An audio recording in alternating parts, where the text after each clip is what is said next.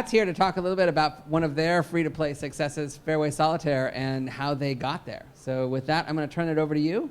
Thank you for coming and speaking, Pat. Thanks, Dave. Dave actually did hire me the first time as a tester, so you get that I did credit. hire you the first time, that's true. So, I'm here to talk a little bit about some experiences we had on a game called Fairway Solitaire that we've been developing for about 7 years.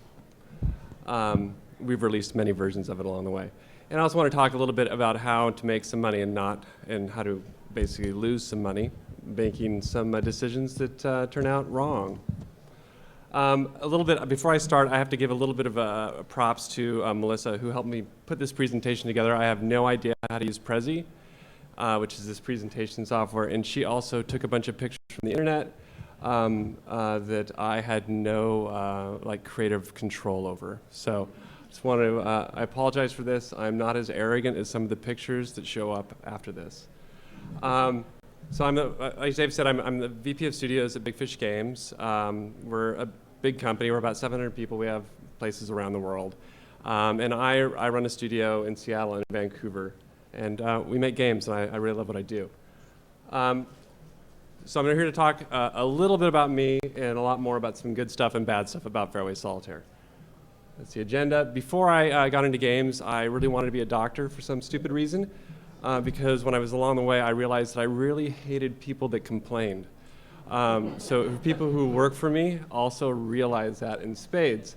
So along the way, after I got my microbiology degree, I went and took some programming classes, went to the University of Washington, which got me a job for this guy. He didn't look like this when I met him. When I met him, he interviewed me, and he never looked at me except once during the interview, while some other guy named Rich Mo asked me questions throughout the interview. It was really unsettling, but I learned a lot from Ron Gilbert. He's a tremendous game designer, and it really kind of helped with games like Mystery Case Files that Dave was mentioning. Along the way there, I actually was able to produce a game that I was really proud of. I worked with this guy named Rhett Mathis, who now works on Forza, and we made this game called Moonbase Commander. And this is really the first learning experience in game development for me, where I learned that you should never make a game for a company that doesn't want your game and doesn't want to publish it. And so as a result, this game won the 2002 IGN Awards for Best Game No One Played. It's a kick-ass game. It really is. People keep on asking me to make it for iOS. It'd be a great mobile game, but I'm so far past it by now. But cool people like Jerry from Penny Arcade liked it, and that's pretty much my watermark now in game development, because he called and reached out, and over the years I've been fortunate enough that the people at Penny Arcade have reached out 4 times for games and basically said, we really like your games, we want to do something for them, we want to put them in our comics or stuff like that, or we want you to spend money with us. And it's kind of my watermark. It's nice when people play it, but I kind of like when Taiko likes my games. So these are the 4 games that they've reached out about, and one of them is essentially this game called Fairway Solitaire that we started developing many years ago, which is essentially a sport mechanic and a card mechanic, and not these two, but it's essentially a very boring solitaire game with another boring game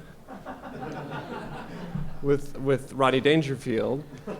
Really not him, but it's essentially, it's just a solitaire game, but it's the best solitaire game that I would say has ever been made. And that sounds pretty arrogant, but it's kind of true. And if I encourage you guys to play it, it's a game that has all these tasks that you can do, and along the way there's little strategic points that you can make decisions, but it's not overwhelming. You can essentially lose a hole and win a round, and however easy or easy that is to design something like that, it makes all the difference in the world for how and why people play this game for over a year, and why it has such tremendous engagement. It also has tremendous engagement because we design character in the game, not just stupid like cartoons in the game, but character in the game that actually does something in the game. This character, McDivitt, comes through and maybe takes clubs away from you that you just earned, or basically just kind of rains on your parade. But it really adds something to the game that people kind of adore. They hate him. Actually, Macklemore was in town a couple days ago in Seattle shooting a video, and we made sure our mascot went out and rained on his parade too by trying to get into his video. For those of you who care who Macklemore is, but anyway. But so we started developing the modern version of Fairway Solitaire in about 2010. And we'd launched an online version of it, we'd launched a PC version of it, and we wanted to launch essentially an iOS version of the game. And when we did that, the App Store was a different place. We designed a premium game, and we realized after we launched this, people were playing for months and months and months and months, and they'd only given us money once, and essentially expressed their appreciation for the game through some sort of way other than just playing it. We've tried to essentially, we kind of step back and figure out how can we actually make some money so we can put more features in the game and make an even better experience. But we already had essentially a plane in flight, and it's kind of hard to change the engines on the plane when it's flying. So it took a long process, and I'm going to talk a little bit about this here. But along the way, so I'll shut up in a second about how successful it was. A lot of people said a lot of cool things. This is only one of the toilet tweets that we got, but a lot of peers, even one of my, a lot of people did a lot of cool things. I'll shut up there. I have to get through this speech in like 25 minutes, and it's a 40-minute speech, so I'm sorry. Won a lot of awards. I went to DICE a couple months ago and saw Jesse there, and I realized that I would be following him today, and I was extremely nervous because he's one of the best speakers I've ever seen. But anyway, the game was great. We put two crappy things together, like these two things, and turned it into something a little bit more euphoric. And it's like, yippee, yeah, everything's great. And so I'm essentially high-fiving myself, and we're all loving it. And we realized that we did a lot of stupid things, too. We made a game that was essentially over 300 megabytes. It was actually 438 megabytes because we duplicated the audio files. But a friend of mine named Toby Reganey emailed me, and he's the guy that made Asheron's Call. And the email basically said 438 megabytes, seriously, exclamation point. And that was my congratulations from him. But that really kind of hurt us out of the gate. But the reason we did this is because we wanted a very beautiful, deep, and immersive experience. So a decision, mistake, whatever, but it did hurt us in the long run. We idiotically allowed multiple users on an iPad, or really any device. Gone, I think, are the days where people really need to have multiple users. Everybody has their own device. At the time when we designed this, there were few people had iPads, and we should have just done a much better job trying to sell more iPads. I can go into detail about what the problem of this is, but it's essentially, it creates a situation where high score tables, keeping track of people's expenditures, their achievements, became very difficult, and I regret doing it, and you never should do it. If anybody disagrees with me, you can talk to me later about that. We kept pretty much everything client-side. The history of our development has pretty much been premium games, and we decided we're going to make this game. We're going to make it all client-side. We're going to make it a very closed unit. And as a result, it was very difficult for us to do anything post-launch to really improve this game effectively and efficiently, which essentially also gave us three code bases. We have an iOS code base, we have an Android code base, and we have a PC code base. Actually, we have 4 code bases. We even have one for Windows 7, but not many people are actually downloading that one, sorry to say. So we have a lot. We also have 10 SKUs. We made a lot of mistakes along the way, but there were essentially decisions at the time that we felt were right at the time. But it's one of these situations where our goal is that we don't really punish essentially these decisions or these mistakes. Our goal is to essentially, at Big Fish, is try things, and learn along the way. And the team here is still working on the game. We have about 15 people working on the game still, and it's been 2 years in, and nearly 90% of the team is still working on the game. I'm going to go through a little piece by piece and talk about a few things that we did on the game, other than those things right there that I just showed you, and go into a little bit more detail about what we learned.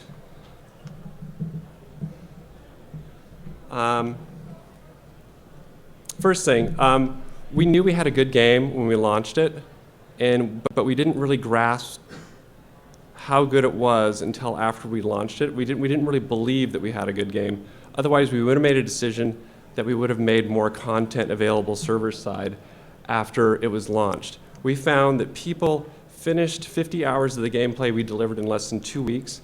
That was over 10% of the people that started the game on day one had finished it all in 2 weeks, and that's 50 hours. And so we were instantly faced with a problem that we couldn't actually support the game with content and add more cool new features into the game that would make it even better for the people that were playing it. So we essentially had part of the team working on maintaining the game and part of the team designing features for longer-term feature sets that we were going to add later on. This was really expensive. It was a pain in the butt. And it was essentially a decision we made, and we had to stick with it. So what we did is, in the background, we designed essentially a daily course thing. And this was our first server-side implementation of content that we were going to deliver. And what that was is essentially a group of courses that we would offer every day, one free, one for a few golf bucks, which is something you earn or can buy along the way, and one for a little bit more. And this was the tremendous result we had here is it increased our DAUs, which were already great because our engagement was so high, by over 50%.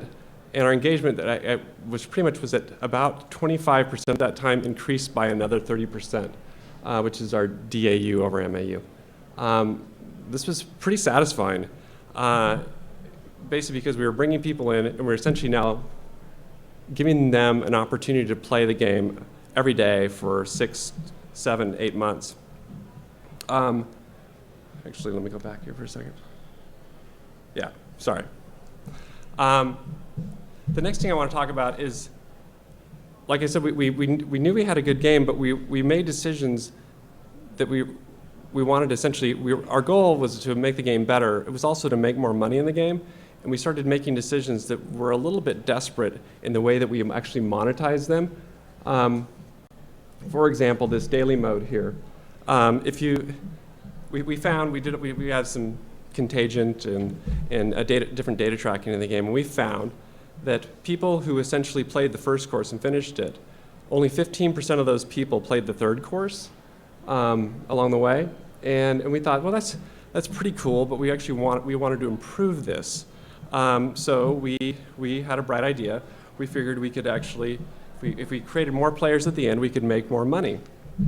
And so we decided to do we had our word gamify, which is a scary word, and we should have realized that it was a scary word when we went down this process. And we actually gamified the daily mode.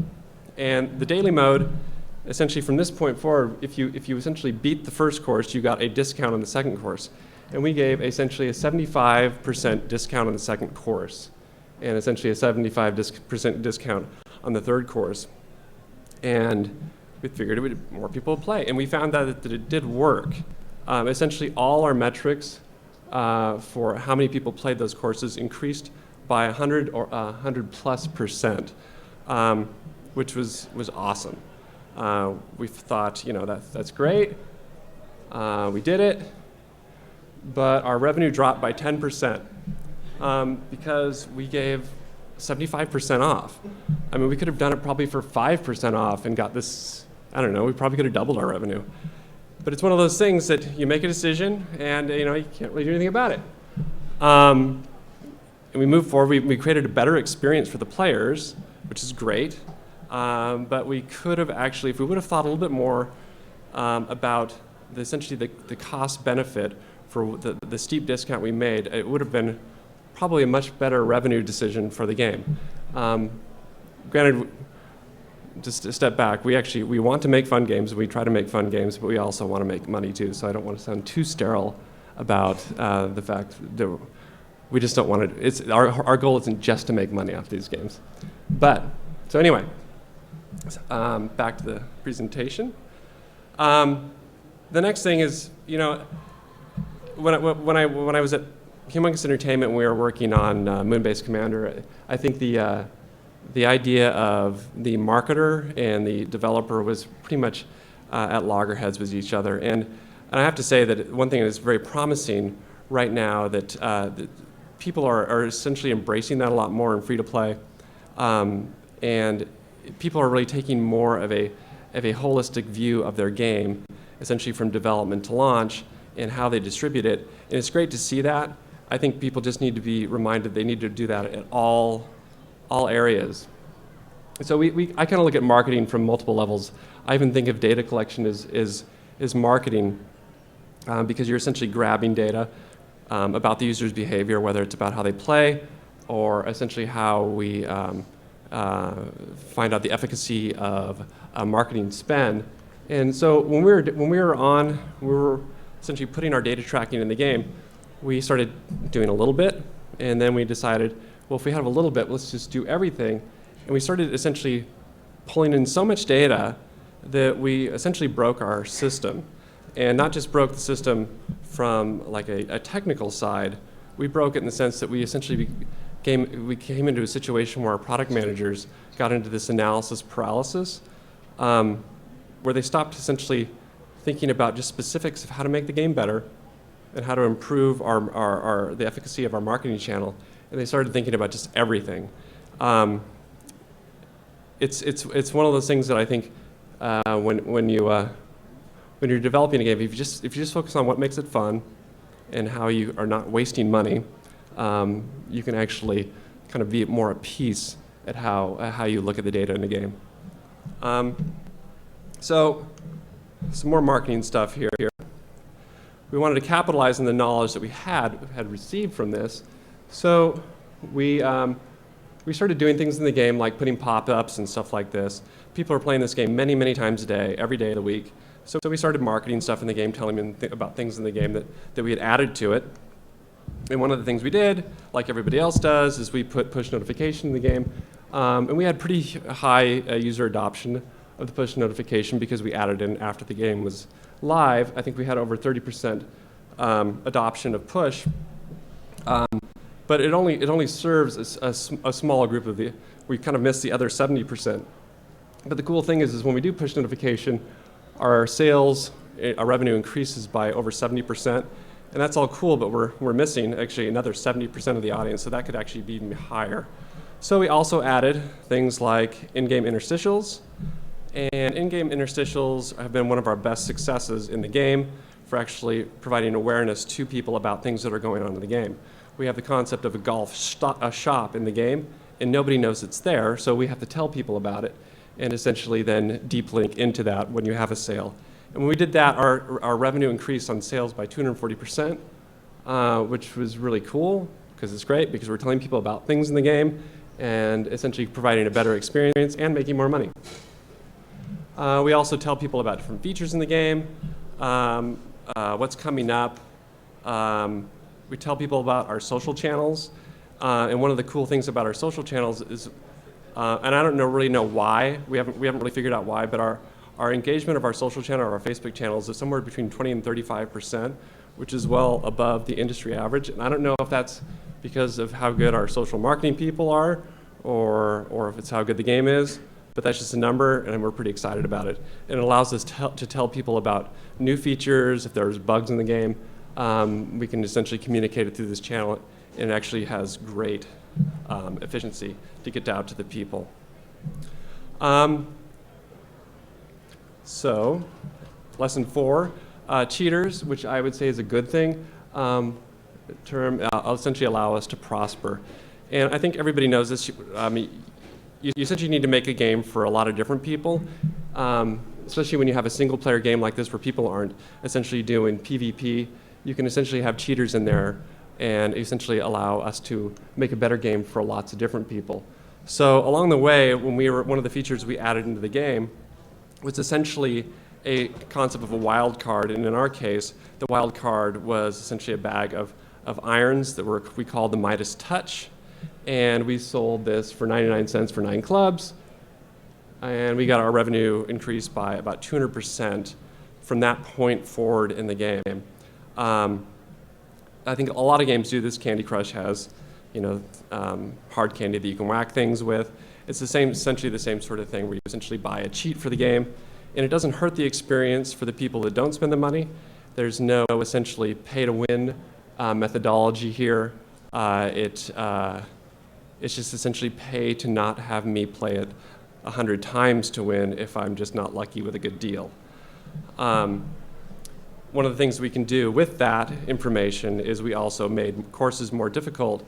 And when we found, like on the weekends, when we have hard course weekends, that our revenue can increase by as much as 50% by having harder courses. And the reason it goes up is because people are using the Midas touches.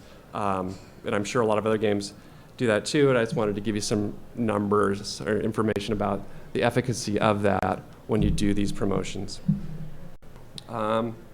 So make your game for everybody. It's pretty obvious. Grinders, challenge, and people that just want to kind of spend less time and enjoy and get back to their lives. In the lesson 5 is essentially, if everybody, when you're making a game, you're always thinking you're making a great game. We thought we were making a great game, and it kind of came through and it worked out. But one of the things we did, we had, based on how we originally designed the game, we actually had 4 SKUs on iOS. The reason we had 4 SKUs is because there were 4 stores on iOS when we started designing this game in about 2010. There was an iPad store with free and paid and an iPhone store with free and paid, and they're all different types of people that are in those stores. Now it's a lot different. Pretty much everything is universal, binary free, but at this time, we started down this path and we finished through it after we launched. We pretty much have to support all these things. And as you can guess, most of the revenue comes through the free SKU with all the in-app purchase stuff. It's about 90% of our revenue comes from those 2 SKUs. But the paid SKUs, we actually decided to do something else with them. And we essentially do code giveaways. And we were able to work with Apple and a lot of other people where they essentially gave us hundreds and hundreds of, lots of codes. I can't tell you contractually, but they gave us lots of codes, and we gave those out to people. And we figured, we actually just did it for a brand play. We didn't think we'd make any money off this. We just actually thought it would just cost us a lot of money to do this as a brand play. But what we found, we thought all these cheapskates would be cheapskates, but they actually weren't.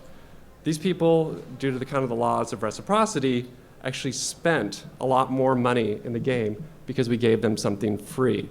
It was essentially 100% better than our paid marketing channels, and nearly 50% better than our essentially the organic cohort that would come in and just find the game and play the game, which was pretty surprising for us. It's a weird. It's not really a recommendation to do this because I only recommend that you do, one SKU, a universal binary free SKU. But since we had 4, we utilized all 4 of them in a way that essentially allowed us to reach a broader audience, especially when other people were essentially using our free codes to essentially market the game for us. So we worked with a lot of people to do that, and it was actually surprisingly successful, and we are actually doing it again pretty soon, which is really cool. So in kind of the process of wrapping up here, I want to say that Big Fish is I'm sure a lot of places are like this, but Big Fish is a great place where they actually allow us to take a lot of risks, and they really don't punish us for us. When I said that one guy, or that we broke essentially our data analytics kind of pipeline into our company, it was because of this guy, and we actually gave him a cash prize for doing that. We actually have this award now for essentially the person that tries stuff and breaks them, or create, because in the long run, what he's done is he's probably saved us countless hundreds of thousands, millions of dollars in the future, so we won't do what he did again. And we have this prize every quarter, and hopefully he won't win it again. But it's kind of like the title of my speech is Losers Fear Losing, because we really try to create a culture where we want people to try things, which is pretty liberating. Anyway, that's pretty much all I have to say. It's been a good ride for making Fairway Solitaire, and we're continuously making it, and we're always learning and trying new things. So thanks a lot. Thank you, Pat.